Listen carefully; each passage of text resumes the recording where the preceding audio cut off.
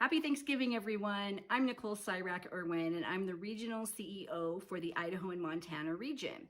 And I really want to take a pause this week and say thank you. I want to count our blessings and make sure that I express my gratitude to our Red Cross family. As the year comes to a close, I'm thinking about all the great work we did together. And we are universally known as having one of the best and the West response teams. And every year we've been responding to way more fires. And that's all thanks to you and all the work that you're doing.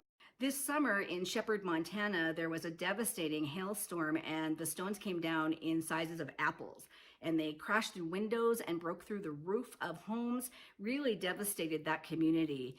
And thanks to your help, over 99 families received financial assistance, they received disaster mental health and comfort that only volunteers from Idaho, Montana can provide.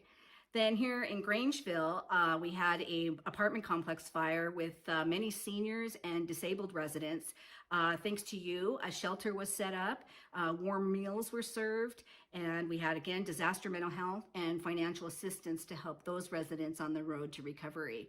I also want to talk about how we're increasingly getting more volunteers to work in our blood program. And the biomedical medical transport program is really incredible.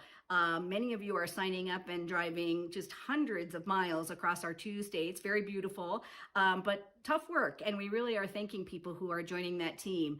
We had 11 members just in Bozeman, Montana alone, and they were able to do 3 more runs in that area. So life-saving blood is now being delivered across the state through a volunteer program. And then we have a really interesting project happening out of our service to armed forces. There is a lot of international humanitarian law that is often taught in urban areas, and our team rose their hand and said, we want to be a part of that. We want to adapt the international services, international humanitarian law program for our states. And human rights and dignity is something that we really want many of our students here to be exposed to. So our first team is the Montana National Guard Teen Council, and they are working to establish the program. They're helping us learn what we need to do and helping us share that with any of their peers and online. Boards of directors are a big part of our volunteer family, and I want to tell you a couple examples of some great work they're doing.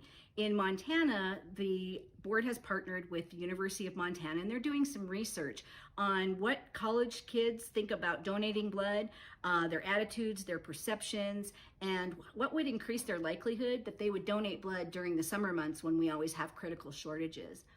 Our Idaho board is up to 22 members. We've added many members throughout the state. They are helping us recruit volunteers in some of those high priority positions, raise community profile, optimizing blood drives, and I have some great news to share with you, breaking news.